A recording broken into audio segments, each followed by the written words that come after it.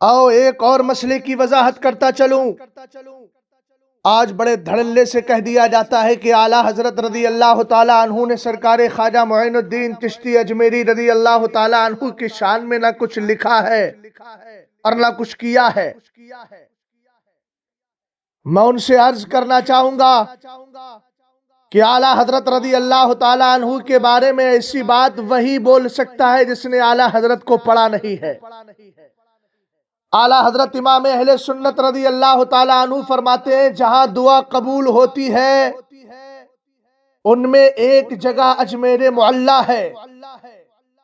اعلیٰ حضرت رضی اللہ تعالیٰ عنہ نے فتاوی رضویہ میں یہ لکھ کر ہمیں ذہن دے دیا کہ اگر تمہاری دعا قبول نہ ہوتی ہو تو اجمیر معلیٰ چلے جانا، بارگاہ خواجہ میں اللہ تعالیٰ کرم فرمائے گا اور ان کے وسیلے سے تمہاری دعا قبول ہو جائے گی۔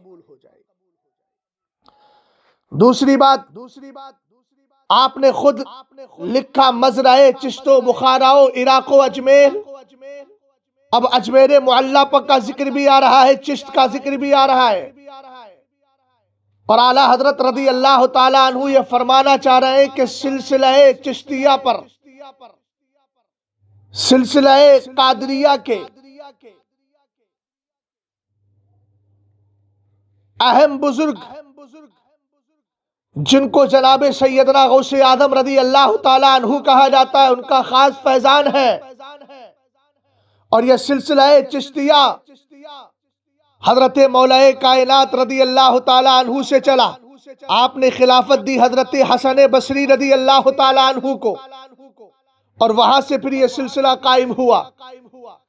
تو آپ فرماتے ہیں مزرعہ چشت و بخارا و عراق و اجمیر، کون سی قسط پہ برسا نہیں جھالا تیرا۔ اعلیٰ حضرت رضی اللہ تعالیٰ عنہ یہ مبارک مہینہ چل رہا ہے رجب شریف کا، چھٹی شریف کی مبارک ساعت اور تقریب آنے والی ہے۔ اس موقع پر میں اس بات کی وضاحت کرنا چاہتا ہوں کہ حضرت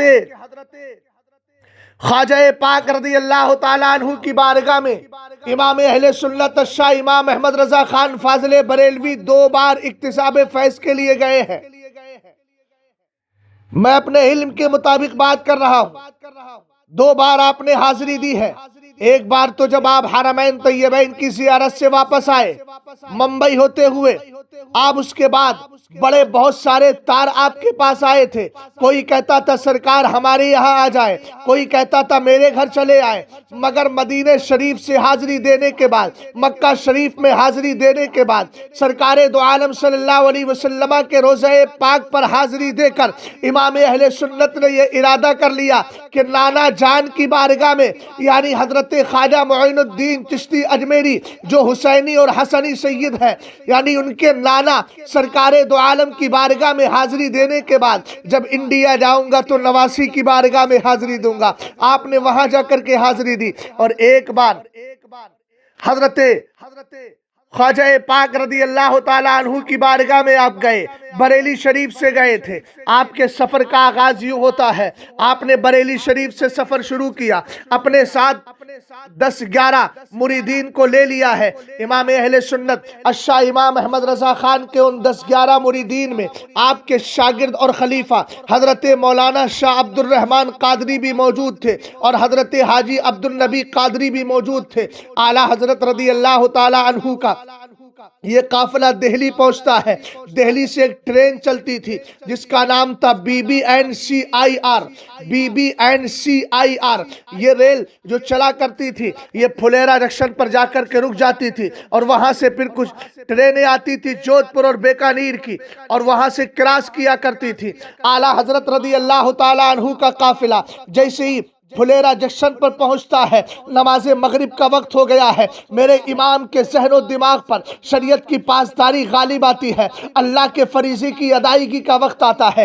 اعلیٰ حضرت رضی اللہ تعالیٰ عنہ مریدین سے کہتے ہیں چادریں بچھا دی جائیں، کپڑے بچھا دیے جائیں، اور نماز ادا کر لی جائے۔ جس کا وضو تھا وہ وضو کے ساتھ شریک ہوا، اور جس کا وضو نہیں تھا اعلیٰ حضرت نے وقت دیا کہ وضو کر کے آؤ۔ میرے امام کی عادت تھی، ہمیشہ باوضو رہا کرتے تھے۔ اعلیٰ حضرت رضی اللہ تعالیٰ عنہ کے مریدین جب نماز کی تیاری کے لیے پوری طریقے سے آگے آئے، تب اعلیٰ حضرت مصلی امامت پر بڑھے اور میرے امام نے یہ بھی فرمایا نماز اطمینان کے ساتھ ادا کرو، قسم خدا کی اس وقت تک ٹرین نہیں چلے گی جب تک کہ اللہ کے ان بندوں کی نماز مکمل نہیں ہو جائے گی۔ اعلیٰ حضرت رضی اللہ تعالیٰ عنہ نے نماز مغرب کی جیسے ہی پہلی رکعت ختم کی، فوراً سیٹی بج جاتی ہے، ہارن بج جاتا ہے۔ آپ جانتے ہیں 3 سیٹیاں بجتی ہیں اور وہ وارننگ ہوتی ہے کہ اب ٹرین چلنے والی ہے، تاکہ کچھ مسافر پلیٹ فارم وغیرہ پر دائیں بائیں اگر کھڑے ہیں تو وہ اپنی ٹرین کا رخ کریں۔ اعلیٰ حضرت رضی اللہ تعالیٰ عنہ اور آپ کے مریدین بڑے اطمینان کے ساتھ نماز پڑھتے چلے جا رہے ہیں۔ ایک رکعت ختم ہوئی، جیسے ہی اعلیٰ حضرت کی دوسری رکعت ختم ہوتی ہے، ٹرین نے آخری اور فائنل سیٹی اور ہارن دے دیا۔ اعلیٰ حضرت رضی اللہ تعالیٰ عنہ کے مریدین بڑے اخلاص کے ساتھ نماز پڑھتے رہے۔ میرے امام اہل سنت الشاہ امام احمد رضا خان فاضل بریلوی رضی اللہ تعالیٰ عنہ اور آپ کے مریدین نماز ادا فرما رہے ہیں، اور ادھر جیسے ہی ڈرائیور نے اس کو آگے بڑھانا چاہا انجن اور ڈبے کے ساتھ میں، مگر ٹرین آگے بڑھنے کا نام نہیں لیتی، جب پیچھے بڑھاتا تو بڑھ جاتی۔ بڑی حیرت میں آ گیا، نیچے اترا، ساری چیزیں چیک کی، مگر پتہ چلا کوئی خرابی نہیں ہے۔ اتنے میں جو اسٹیشن ماسٹر تھا جس کا نام رابرٹ تھا، انگریز تھا، وہ بھی آیا، وہ بھی دیکھنے لگا معاملہ کیا ہے۔ اس نے ایک مشورہ دیا، ایسا کرو ٹرین کو ٹرین کے ڈبے اس کے انجن سے الگ کرو۔ اب جیسے ہی انجن الگ کیا گیا، انجن چلنے لگا، مگر اس کے باوجود بھی ڈبے چلنے کا نام نہیں لیتے۔ اعلیٰ حضرت رضی اللہ تعالیٰ عنہ اپنے مریدین کے ساتھ مکمل اخلاص کے ساتھ نماز ادا فرما رہے ہیں۔ گارڈ سے وہاں ایک گارڈ تھا جو مسلمان تھا، اعلیٰ حضرت رضی اللہ تعالیٰ عنہ نماز ادا کر رہے ہیں، یہ سارے نمازیوں کا حال دیکھ رہا ہے۔ اس نے اسٹیشن ماسٹر نے اس گارڈ سے پوچھا آخر کیا معاملہ ہے، جو نمازیوں کے قریب کھڑا تھا۔ اس نے رابرٹ کو بلایا اور اسٹیشن ماسٹر رابرٹ آیا، آنے کے بعد کہا یہاں کوئی ٹیکنیکل خرابی نہیں ہے، آپ کے اس انجن میں کوئی پرابلم نہیں ہے، اصل وجہ یہ ہے کہ یہ جو لوگ نماز پڑھ رہے ہیں جب تک ان کی نماز مکمل نہیں ہوگی آج ٹرین چلنے کا نام نہیں لے گی۔ اس نے کہا بات صحیح کہتے ہو۔ اعلیٰ حضرت رضی اللہ تعالیٰ عنہ نے اپنی نماز کو مکمل کیا، سلام پھیرا، درود پاک پڑھا، دعا کرنے لگے۔ یہ رابرٹ جو تھا، انگریزی زبان تو اس کی مادری زبان تھی، مگر فارسی اور اردو کا بھی ماہر تھا۔ اعلیٰ حضرت رضی اللہ تعالیٰ عنہ کے قریب آتا ہے اور آنے کے بعد کہتا ہے جلدی کیجئے، آپ کی نماز کی وجہ سے ہی یہ ٹرین رکی ہوئی ہے۔ اعلیٰ حضرت نے فرمایا جب تک ہم نماز نہیں پڑھ لیتے تب تک یہ ٹرین چلنے کا نام نہیں لے گی، یہ ٹرین نہیں جائے گی۔ اعلیٰ حضرت کی نماز مکمل ہو جاتی ہے،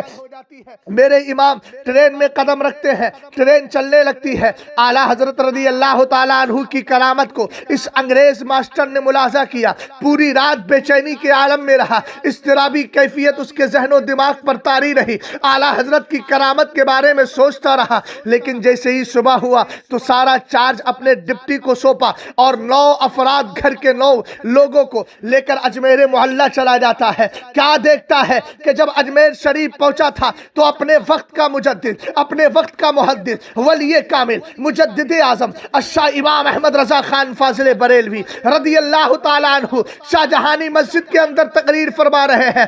قریب پہنچا اور پہنچنے کے بعد کہنے لگا حضرت جب سے آپ پھلیرا جنکشن سے آئے ہیں تب سے میری حالت بدل گئی ہے، مجھے اچھا نہیں لگ رہا ہے۔